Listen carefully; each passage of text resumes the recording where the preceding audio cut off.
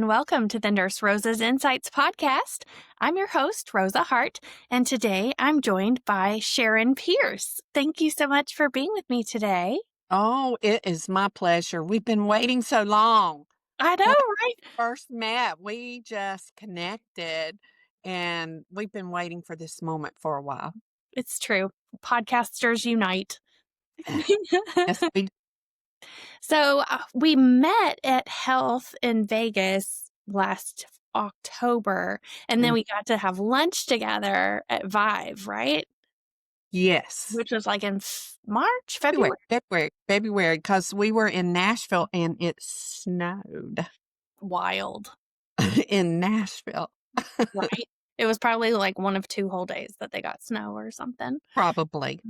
So that was such a delight to get to meet you and this crowd of people, and you really stand out because your hair is like glowing for Uh, one thing. it's called winter ice, my love. Winter ice. And then your eyes are like ice blue. And so I will never forget because I asked you, I was like, are your eyes really that blue? And you were like, oh no, I have something to make them brighter. Because I'm like, They're called tinted contacts because as old as I am, I can't see the contacts in my hand.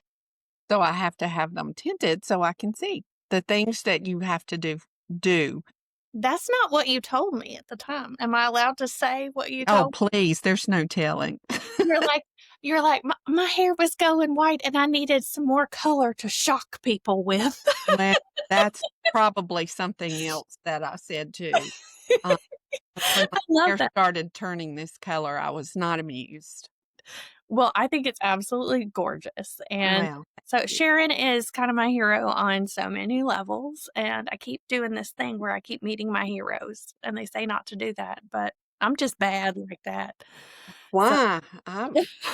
I think because 'cause you're gonna be disappointed or something, Oh, but oh, I like being impressed with how what people have done in real life, and the fact that a real person can do awesome things. It's not just for fiction.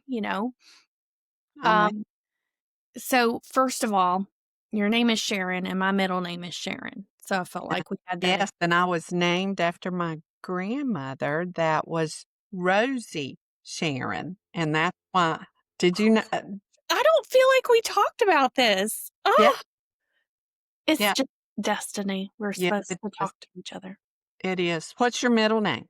Sharon with 2 R's. Okay, but So it's I'm one. Rosa Sharon. Okay, so I am Sharon Annette. Okay, So cool. yeah. And then another thing we have in common is we started our nursing careers with an ADN and did not let that limit us at all. You kept advancing academically quite a way through getting a DNP at Yale. I did, and I went back at the ripe old age of 55 Man, to get my doctorate, and I had already been national president of all nurse anesthetists, and people are asking me, "Why are you going back?" And I just wanted to say that I did. yeah, it was for your own self. Yeah. Did you have to move there or was it remote at that time? No, it was a hybrid program. We had to go Oh, up there once a month, and then every semester we had to go for a long weekend. And then COVID hit, so I didn't get to have all the pomp and circumstance and walk across the stage wow. at Yale. But did you get to have sessions with other DNP Oh, students and oh yes, and network? I had a marvelous cohort. There were 15 of us, is that right? And they were all super young. I was the second oldest. There was one lady who was a couple years older than I was, and all of those young nurses called us mama, and they were. And I thought to be 28, 29, which some of them were, and getting your doctorate at Yale, what an outlook for these young nurses. They are just absolutely fortunate to go. And that was whenever I was there we created the campaign school for nurses, the first ever, because I had run for office in Yes, tell us. 2016. Mhm. Yes. So I had just come off of being the president of all nurse anesthetists in the country. And I was gone over 200 days during my presidential year. Wow. And my husband, after I walked across the stage, got my gavel, my pen that said, "Hey, you did it." My husband said, "You're going to stay at home for a while, aren't you?" And I go, "Yes, I am." So I went to a fundraiser. And while I was there, some people started talking to me. There was going to be an open seat in the state house where I lived and asked me if I would be interested in running. And I was like, well, I don't know, maybe. And then the guy ultimately ran against walks up while I'm talking to some council people about running. And he just points at me and he said, "So I hear you're going to run against me." And I said, "Well, I might." And he looks at me and he said, "You need to stay at home." But he meant it just the way your face says it, that a woman needs to stay at home. And normally I'm not speechless, but I was speechless. And to rub salt in the wound, he then looks at me and says, "Well, little girl, if you decide to run, you better run hard." And I look at him and I said, "Sir, I accept your challenge." I get home and my husband's taking a bath like a girl. I walk into the bathroom and he said, "So, how was your meeting?" And I said, "Good." He goes, "Oh, no, you've got something to tell me." And I said, "Yeah, I'm going to run for that seat." And he said, "Well, if you're going to do it, we're all in." My Oh, whole family was behind me. It was a seat that had never cost over about $8,000 to win. It was a small rural house seat.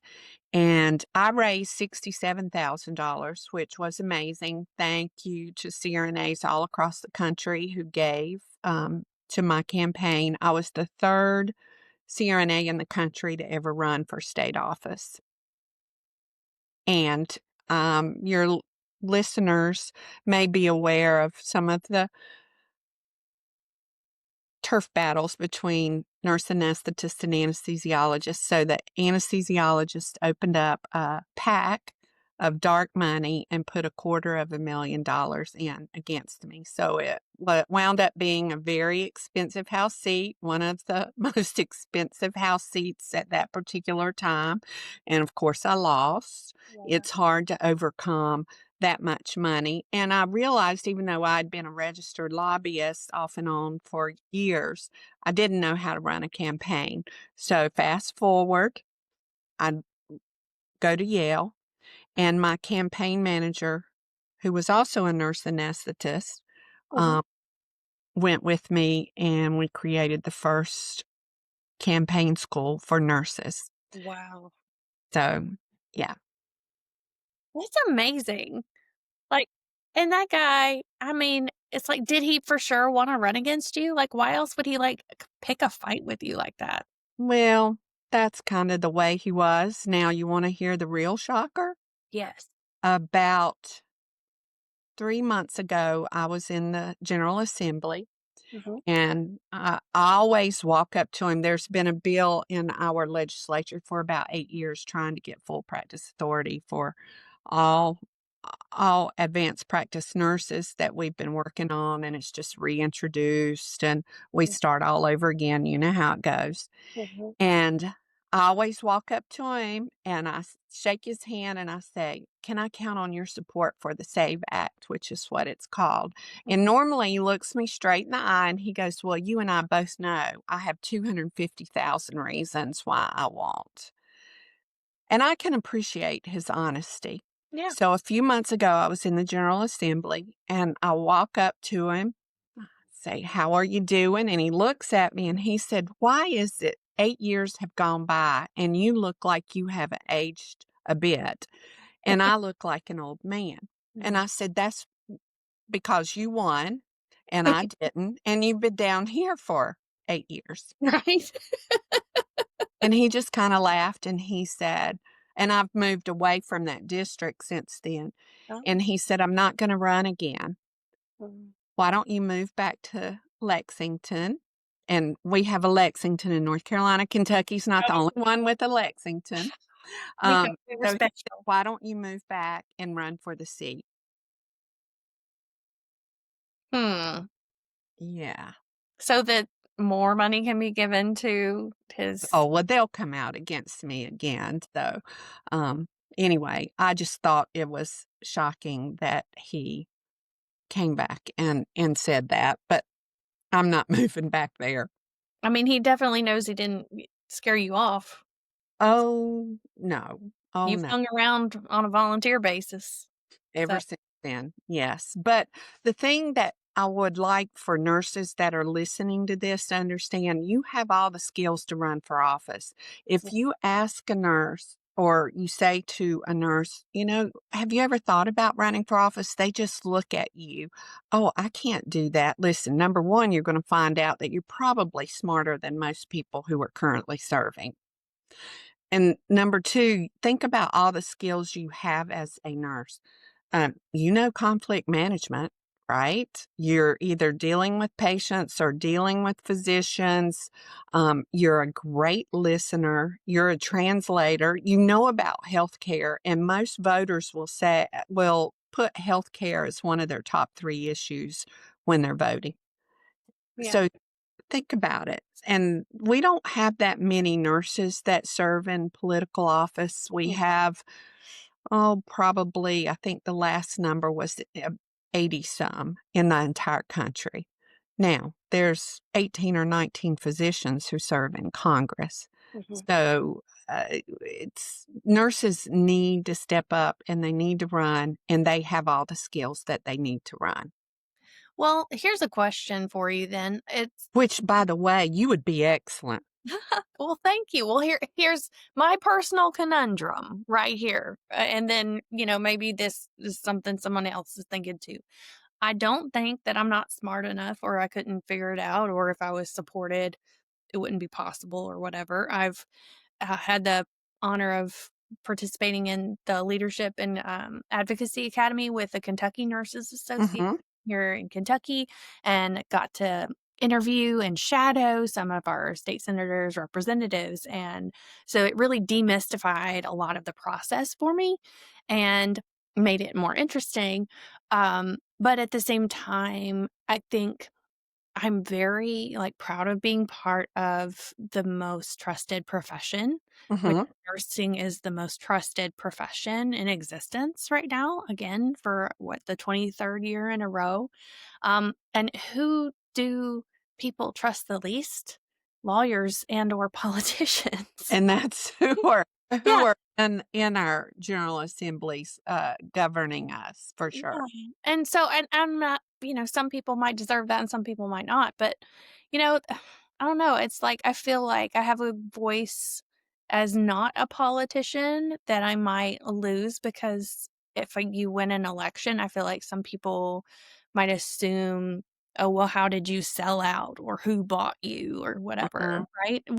But you ran for office, so did thoughts like that ever go through your head or No, they really didn't, because Yeah. I kept my mind focused on what I could offer Mhm. at that level.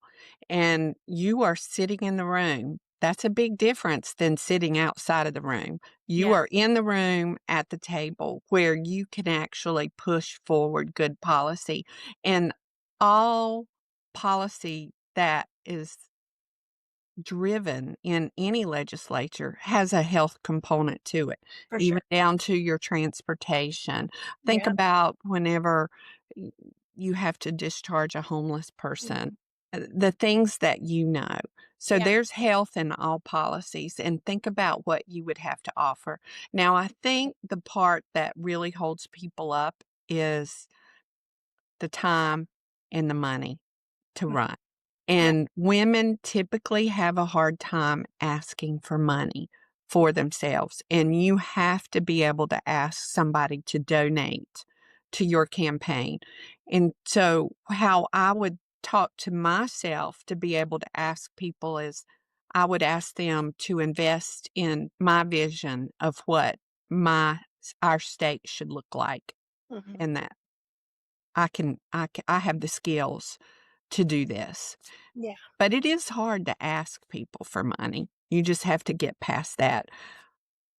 Yeah, definitely, especially because in that case, they're not even, like, buying something from you, right? It's an investment that Mm, they're not gonna get a monetary return on necessarily, I guess, unless you save their pension fund or something. right, right. Well, Well, that's a real that's a very good point. yeah. Yeah, That's a you very can do good things like that, but, one thing I learned was, because there are so many different kinds of issues and everybody has their own wheelhouse and there are so few people with healthcare experience in the legislature, when their health related anything comes up, the rest of the group pretty much defers to those who have some kind of experience with that it. And so that was encouraging that if I were running for office and got elected, then my experience would be worth something just because people acknowledge their own limitations in that setting a lot. Um, Maybe not if somebody's like giving them $250,000. I don't know. well, women Just the typically knowledge have there. to be asked 7 times. Women do not look at themselves in the mirror and go, "Hey, I could be president." Men will get up and look in the mirror and go, "Hey, I could be president." So women have to be asked 7 times to run for office. So consider you're being asked because I think you should run for public office, Rosa. Well, I'll donate. I'll be the first one to oh donate my gosh. campaign. Wow. You won't even have to ask. Sharon, you're so sweet. Thank you.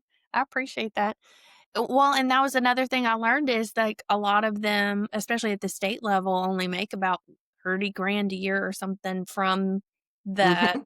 office and they're bivocational. So they spend the majority of their year working in another career or um, they're retired and that's how they can afford to have time to That's do. why we are governed by elderly white men. Yes. Yes, That's because the they have majority of people disposable who time and serve. yeah, Mhm. In North Carolina, you make $13,900 a year as a legislator. yeah. So, because it's supposed to be a citizen legislature, but they have gone for 11 months in session. Kentucky, I think you've got limited sessions there. 3 Mhm. months. I can't remember because at one time they had talked to me about coming out there and being a lobbyist for the nurse anesthetist, and it's a short session, so you could theoretically do that. Yeah, and I got to know, our lobbyist for the KNA. Mhm. She had been in office before, and she said when she was campaigning, she stood and told this lady who was out mowing her yard, like, all these reasons why she should vote for her, and finally, the lady was like, "Let me see who you're running against," and she, like, pulled up a picture of him on her phone, and she was like, "Well, you're prettier than him, so I'll vote for you. I always vote for the best looking candidate." Well, you never know why people vote, but I will tell you when I was campaigning door to door, I was asked into a lot of homes. I told them I was a nurse. I didn't say I was a nurse anesthetist because Right. a lot of people don't understand that concept, even though nurses have been given anesthesia longer than physicians. We started in the Civil War, and we outnumbered physician anesthesiologist 17 to 1 back in the 40s and 50s, and Yeah. it wasn't a lucrative position to have. So Wow. uh, there wasn't all those physicians. Now there's parity, there's about equal Mhm. amounts. But so I just told people I was a nurse. And I also did that because we are the most trusted profession. I got asked to go into people's homes to look at their medications, Oh my goodness. boils in strange places, No. skin problems. Once they find out that you're a nurse, they love that. So, Isn't that wild? You mean you don't invite every congressperson to, like, come in your bathroom and check that thing you've been wanting somebody to look at? well, they'll ask a nurse to Mhm. come and do that, but consider yourself asked. Well, That's 3 times I've asked you already, so you don't have many times left, girlfriend. I hear you. I hear you. We'll have to see if I can be financially independent and have time for all that, you know. But Yeah. we gotta take care of patients too, you know. Yeah, we do. I do enjoy, getting some stroke patients the care that they need, so gotta make sure that gets done I when I'm listen to your podcast and listen to all of this. Yeah, thank That's you. my fear. I never wanna have a stroke, but if I do, they're calling you. Well, you might wanna stay out of Kentucky. You're more likely to have a stroke in the state of Kentucky than any of the surrounding states. Really? Mhm. And Why is that? I mean, I don't know, cause like, with all the southern states, like, we have really similar risk factors with tobacco, smoking in general, and, um, sedentary lifestyles, rural, populations, and obesity and all that diabetes, all that. Um I wonder, this is my question, and I'm just putting it out there. So if somebody's listening to this and wants to use this as an excuse to do research, please do. I wonder if there's like a pollen component Hmm. because the allergies are so bad in the Ohio Valley, but especially in our little congested area. Mhm. I want to know if that inflammatory process contributes to an increase in stroke risk, but I don't know. So, That's interesting. yeah, You you and never yeah, you never know. So, I like putting ideas out here for other people to follow up on. But, a sign of leadership. yeah, it's called delegation, right? Is that what it is? That's it. That's it. People tell me I like telling people what to do, but in my mind, They they like like to be to be told, told. My husband especially. right? But he sounds so supportive Oh, too. he is. After 43 years, I tell him all the time, I said, "There's a way out for you, but it's in a pine box, and consider what I do for a living. I put people to sleep. He makes sure that I am happy every single night whenever we go to bed." That way he knows he'll get to wake up. That's exactly right. Yeah, Well, my I husband's very would also like to talk about a yeah, commission that I got roped into. yes, Speaking about definitely. heroes, I met one of mine a couple of years ago, Yeah. and Rebecca Love. You know Rebecca, and she's a force Mhm. of nature in and of herself. She was the first nurse to do a TED Talk that went viral. Yeah. And I had somebody send it to me and say, "You need to get her on your podcast." And my podcast is Beyond the Mask, but we usually talk about CRNA issues. We talk about other stuff. And my co-host is a financial planner. So um, we've got a lot of interesting topics that we talk about. But I reached out to her on LinkedIn and said, I am co host of one of the top 50 medical podcasts in the country. I would love to have you on the podcast. And we have a studio, Jeremy and I, and we were in the studio. We sit across from each other. And of course, she comes in on our TV sets, and we're both sitting there looking at each other like, oh, God. Just got to speak. I wish I had that speak. The verbal vomit just you can't do it, and the Southern accent prevents me from having that. Um, That's not true. You have your own charm that she does not have. It's so she doesn't I have a w southern charm. no, no, She's but very eloquent and convincing. oh my goodness, and so fast forward, we were coming up on our 200th episode, Mhm. I and just listened to it today, oh actually. my goodness. Our 100th episode, we had Shauna Butler on, Mhm. who is also one of my heroes. Yeah. And then we asked Rebecca. So she was speaking at the North Carolina nurses meeting Mhm. in Raleigh, and I live close to Raleigh. Mhm. Jeremy lives a couple hours away, but we wanted to interview her in person. So she was flying in. She said, "Well, we'll just do it in my hotel room." So it was me and Jeremy and her goes into this hotel room, and her last name, she's Rebecca Love. And That's Jeremy, right. people are going to be looking at us. Go in there. That But anyway, we became fast friends. Mhm. Fast forward again, she is starting this commission for nurse reimbursement, and we'll talk about that. It's a national commission, and she had asked me to be a commissioner. Well, you don't say no to Rebecca. Mm. And then she texts me one day and says, I need to talk to you about something important. Call her back, and she said, I want you to co chair this commission with me. Yeah. And I said, Are you sure I'm the right person for this? You know, nurse anesthetists got third party reimbursement in the late 1980s. So this is not an issue that's going to affect me personally financially in that particular way. However, the older we get, the more maintenance we need, the more likely you are to be in a hospital. And I want to make sure that there are nurses there to take care of me one day. Yeah, and I mean, to hear what she said, she was saying that because nurse anesthetists have had this since the 80s, you're a perfect example of a case study of how it has worked for nurses and been empowering for nurses in your role. And so to carry that forward as an example, and this can be done, it has been done in this category. Hmm. And because of my deep bench of advocacy and working with legislatures and Congress and those type of things, that's what I think I bring to the table. But a lot of your listeners out there might not understand the history of how nursing, mainstream nursing, is reimbursed. In the 1920s, hospitals were for just indigent care. Well, people who were in the hospital would hire nurses, private duty nurses. So the value of nursing started to be recognized at the hospital level.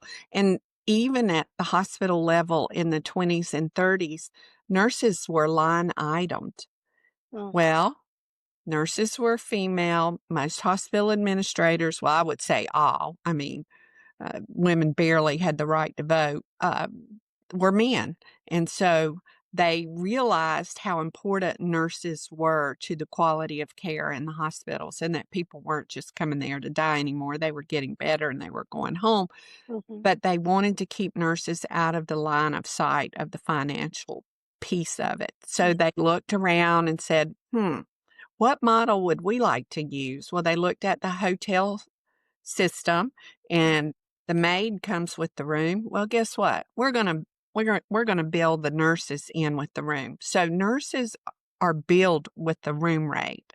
Well, it's the largest piece of any hospital's budget is nursing care. So what happens if they need to cut costs? They cut the largest piece, which is nursing. So this commission is looking at how we can pull nursing out of the room rate Mhm. and actually quantify nurses. In my mind, ratios won't work. You may have 8 patients, but what if 2 of them have got severe strokes and can't take care of themselves? You're really spending time with 2 patients, Yeah. not It needs to be acuity based, not just straight up numbers. exactly. And that's what the commission is doing. And recognizing the fact that most nurses do not understand the financial piece. Mhm. Um, we have started a fellowship called the FAAN Fellowship, Fellows in Nursing Economics. And we've had spectacular speakers come in. Scott Becker from Becker's Healthcare is Oh, a friend of mine. And so he came in and he lectured. Shauna has. And so we have different lecturers. It's going to be a year-long fellowship. mhm. And they're amazing nurses who have signed up, and we're gonna have another cohort starting next January. So probably we'll, in the fall, start taking applications. And this first cohort are really amazing nurses. Yeah. So So what all does it involve besides, getting to hear from amazing speakers? Like, is there oh, a project that you work oh, yes. There is a project because we don't really have a lot of data because there's no hospital that pulls nursing out of the room rate. Okay. So they will be doing research projects and we will Okay. start gathering data going forward, which will make our argument even more powerful. You Okay. know, data tells, stories sell. Mhm. Exactly. Gotta have some data to put in your stories. Absolutely, absolutely, and it will help with the nursing shortage. I mean, Yeah. there are people who argue that we don't have a nursing shortage. We've got 5 million nurses in the United States. We have a shortage of nurses who wanna work by the bedside, Yes. and I get it. I mean, I've been a nurse for 41 years, and Mhm. it took me 3 months of working on the floor, and that was back in 1984 whenever I got out, and I'm like, nope, this is not for me." But while I was in nursing school, I went to the OR and I saw a nurse anesthetist, and I had already planned that I wanted to be a nurse anesthetist, but I needed to wait just a little longer. But Mhm. I knew that floor nursing would not work out for me. So anyway. Yeah, definitely. I just heard something about micro hospitals, like little 12-bed hospitals as a answer to Hmm. birth care needs, because so many of these bigger hospitals are having to shut down, Mhm. like little Band-Aid And hospitals. fill me in on that because usually it's those small hospitals that have been closing. Well, not 12-bed ones, right? I mean, it says micro hospital, so I'd like to learn more about that and see if that's any Hmm. kind of option, and if it's that small, maybe they would be open to a pilot program Yeah, to that see it. that's a good idea. You can help us out. Yeah, Uh, there we go. but think about it. These new nurses, within 2 years, they're leaving the bedside. Yeah, It's exactly. a tough job. And one good thing, well, about nurse anesthesia Mhm. is that the older you are, the more experience people think you have giving anesthesia, Mhm. and they like it. But nurses, it takes a fair amount of brawn Yeah. to be a floor nurse. Mm. It's hard work, Yes, it's hard work. physically very demanding. Yeah. And, in 41 years, patients are sicker and different. Even it has impacted I've been giving anesthesia for 35 years, Yeah. and it ha things have impacted my profession, the obesity problem. I remember when we didn't give anesthesia in the office anybody over a BMI of 40. Mm, Now it's our cutoff is 55. man. So my career has changed. My profession has changed. So I can't imagine being a floor nurse now because now with the new antihypertensives, I mean, we can keep people alive a lot longer than we used to be able to. Right? And so they are sick. These Mhm. patients are sick. Yeah. These nurses on the floor are just working so very hard. So Yeah. I understand why they would get burned out, and I can't even imagine during COVID. Yeah. Let alone the emotional toll that it takes being with people on the worst days of their lives every Mm, day. mhm, Warm and you try to alleviate that suffering. I mean, that's one reason I want all of my social media and my podcasts to be really positive and putting positivity out there in the world because I have been walking alongside people through so much suffering. But like Helen Keller says, the world is full of suffering, but it's also full of the overcoming of it. And, we could probably go viral a lot easier with outrage and negativity, mm, but the world doesn't really need more of that. It needs to know about the good things that are happening. So I really appreciate the work that you're doing through the commission, through your advocacy, through creating the candidate program at Yale for nurses, like to make the world a better place and like set up a process so that the lessons that you learned you can pass on to other people so they don't have to learn from their own mistakes, right. right? Or the things they didn't know about. Let me ask you, you have so many degrees now and so much leadership experience. But I know one thing Rebecca Love really encourages is for nurses to get an MBA and learn more about the business side of healthcare. Um, Do you feel like you were able to learn about that a different way, or is that something you would also encourage a lot of nurses to do? Well, I think that's important because nurses are not really given a lot of education in that realm. I had to learn because I was running a $25 million organization, which was the American Association of Nurse Anesthetists. So I learned a lot. And believe it or not, I never served as treasurer. I was president of my state, president of the national level. I've been on other boards, and I have never served as a treasurer until 4 years ago in my state, my political party that I'm a part of in my county. Mhm. uh, I am the treasurer. My husband was like, "Oh gosh, Sharon, I can't believe you're doing that." But that was it's a very important position to have because you're the one who writes the checks to the candidates, right? Yeah. So for me, strategically, in the political realm, it was very important. I had moved to a new area. I didn't know people in this area. So strategically, it made sense for me to be the treasurer of the party because that way they see my name, right? And it's all about name recognition, right? Absolutely. But let me tell you what, it's been a lot of work. I hired an accountant to begin with to get me started. Good. That is so important. It's not my skill set. I've Right. had to teach myself Mhm. because I don't think that I would like getting an MBA personally. That would not be my jam. I think we should play to our strengths. When I was young, I used to think I had to learn everything about everything.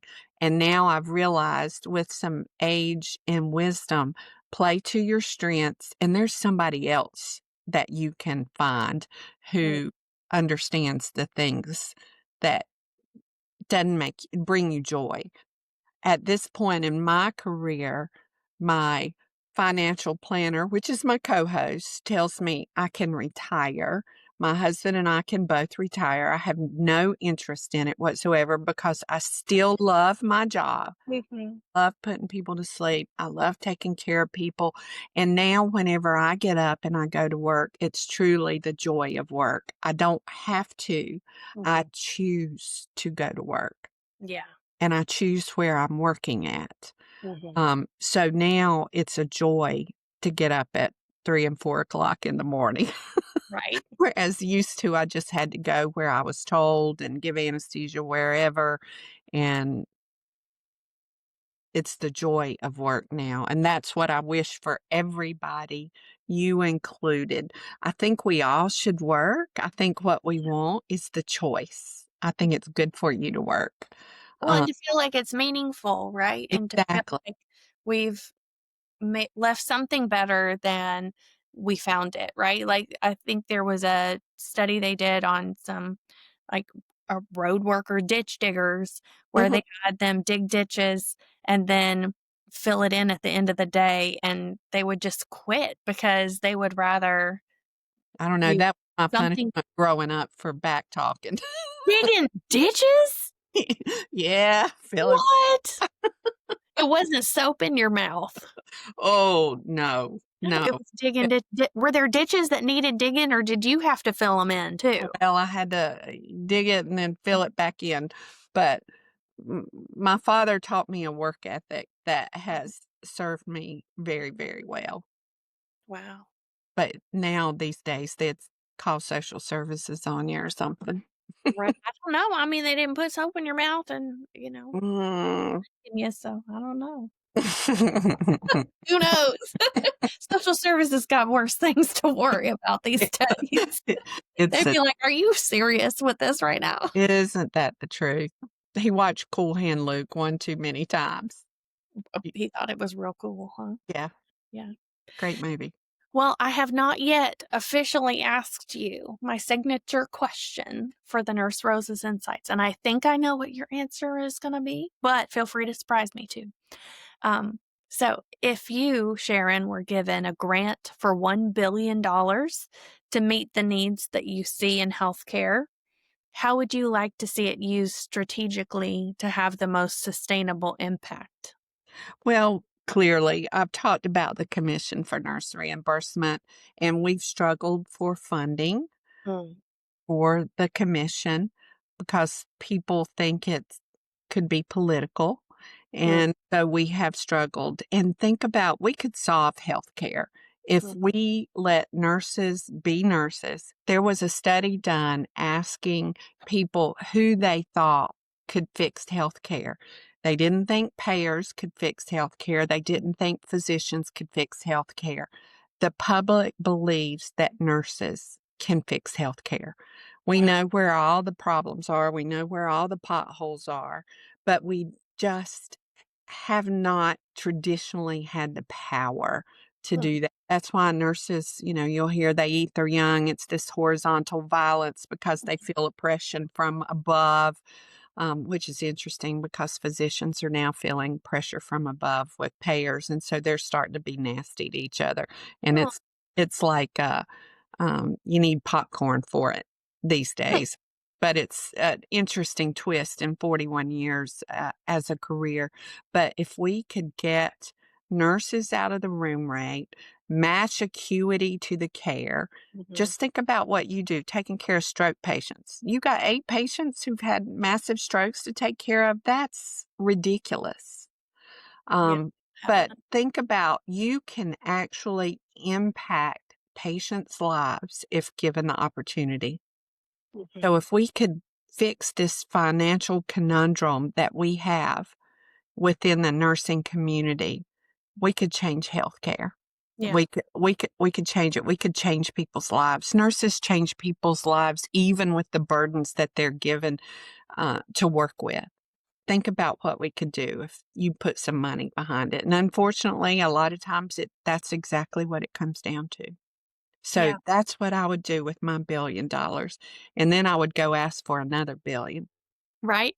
So, okay, if the $1 billion grant was given to the commission for nursing reimbursement, how would it be used by the commission to make that happen? Well, I think we would have to do a pilot. Again, Yeah, data tells, stories sell. Um, have a pilot somewhere so that a hospital wouldn't think that, okay, we're going to lose money. yeah, Because the first thing that every hospital thinks if you're changing something, mhm, I'm going to lose money. right, And instead invest in nurses and nursing. Because listen, the reality is this: if you want a physician's care, you go to his office. If you want a nurse's care, you go to a hospital. mhm, Nurses, without nurses, the healthcare system would implode. exactly. There is no healthcare without nurses. I love that line. I think I'll steal it. Yep, you're welcome to. The Kentucky Nurses Association would love for you to use it all you want, I'm pretty sure. I love it. That I, and all nurses are leaders. yes, they are. Yeah. Trying to lead other people to be healthy, and hopefully, maybe some of us will learn to lead ourselves to be healthy as well. Well, I interviewed Vince Pitstick, who is what's what would you call him? He has a business about getting people healthy again. Mm, And he does a lot of TikToks. How I found him is on TikTok, and he talks about how nurses are in crisis. And he yeah. says, you can't have people work 12 hours a day, not feed them, don't let them go to the bathroom, and their bodies are basically starving. It's unhealthy. Mhm. So the things that we have to do to take care of others makes nurses unhealthy. Yeah, So it's a cycle. Listen to that podcast. definitely. It's pretty eye-opening, and look at his stuff on TikTok. He really focuses on nurses a Yeah. lot, and he talks about the huge crisis. I mean, it's more almost as dangerous to be a nurse nowadays as it is to be a police officer. You are more likely to suffer workplace violence as a nurse than as a police officer or as a military personnel. Yeah. And, I think you're more likely to have a work-related injury than a construction worker. Oh, Absolutely, absolutely. All So of our so this back. shows, like, things that are happening, like, are you being attacked? And then there's also, like, are you lifting someone? Mhm. Well, Uh, there's no weight restrictions on what nurses do. TSA, right. what is it? You go to the airport, your luggage can't weigh over 50 pounds because they have restrictions. Every other profession has restrictions, but nursing does not. If somebody's 400 pounds is on the floor, you've got to get them up. Nurses don't have a safety net either. So we could use lifting robots. Oh, well, that's pretty cool. I do support lifting robots, and Yeah. if they wanna call them whatever they wanna call them so they can lift somebody who's 600 pounds so I don't have to, you know, Mhm. I support that. I would really like to see technology come in and collect data on all of the interruptions that nurses have to Sure. endure in their shifts, because they say, "Oh, we can get AI to do this and that task." It's like, "Okay, well, how is the AI going to deal with the interruptions?" And Mm. let's quantify all of the interruptions and how you have to reroute and do multiple things at the same time to make up for all the interruptions, and Mm. I'd like. Well, back to the billion-dollar Yes. question, a Mhm. billion wouldn't even touch it, but think about this. Nursing is one of the largest professions, public professions that doesn't have a safety net. Police officers, they get to retire after, 25 years. They have a safety net. Teachers have a safety net. They get to retire after 25, 30 years, have a pension. Firemen, I think they're 25 years. I've been a nurse 41 years. There's no safety net for nurses out there, but they are for a lot of other public professions. Mm, But $1 billion wouldn't even cover it. But think about it. If you only had to work 25 or 30 years and then you can retire and you've got your health care, military has a safety net, not nurses. right? And as much as have you heard this in the news lately where they were talking about how the VA provides care to its veterans that is better than the standard of care across the country? And Mhm. yet you hear all these horror stories about Mhm. veterans, like, basically committing suicide in the parking lot because of the delays in care or things like that. And it's like, and this is better than what non-veterans are getting. Now, that's not true for where, like, in my experience, but Mhm. just hearing the stories from across the country, like we say, and that's with their safety net, Right. right? So, Their healthcare safety net, but yeah, think about it, after so many years in the military, you get your pension. Do you have a pension? No. I have my own savings. There you go. Yeah. You don't have a safety net. That's why you got your financial advisor co-hosting with you, right? That's it, that's To it. teach those other CRNAs the things they didn't learn in school about how to have a plan. Yeah, exactly. Yeah. And it does vary by state. Like, our current governor got elected on the fact that he was going to give people back their pensions because the police and teachers lost their pension because the previous administration had used their pension funds to. Ooh, that's your our state treasurer in North Carolina, monitors and manages that, and which, by the way, the commission worked with our previous state treasurer. I knew him Ooh, since he was in the state house, and they did a study. Let me make sure I get this right. okay. They looked at CEO pay in nonprofit hospitals and found that CEO pay had doubled in 5 years, and nurses' pay had increased only by 1.4% annually. And there's no correlation between CEO pay and improved patient outcomes, but there certainly is, um, with better nurse patient ratios. There is definitely that's outcomes driven, but Which not which CEO. does, yeah, and the outcomes then would help with the payments being given to the hospitals and the hospital system, Exactly, I think, right? because if they come back, Yeah, they don't. readmissions as well as patient satisfaction, right? Exactly, exactly. So, I don't know where all this money's coming from. We better go find it, Sharon. Let's do it. We can do it. Well, delegate it to go to a good cause. Let us be in charge. Right. Or some good nurse somewhere. So There's plenty of them. awesome. So if someone wants to get involved with the Commission for Nurse Reimbursement, where do they go? Can go to our website and they can find out information about the commission, and hopefully this problem will be solved in my lifetime. It's only a problem that's 100 years old. Right. So maybe with technology, we can speed up the solution. I like the way you think, but Right. I have liked the way you think since the day I met you. Oh, well, I like the way you think, Sharon. So, and I will definitely link to the website for the Commission for Nurse Thank you. Reimbursement. And then, if anyone wants to reach out to you, would you like them to do that on LinkedIn? Sure, LinkedIn will be just fine.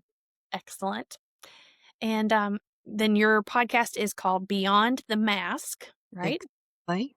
So Yes. you should be able to find that if you want to listen to it. You've got 400 something episodes out now. Is that right? We do, and we've expanded our family.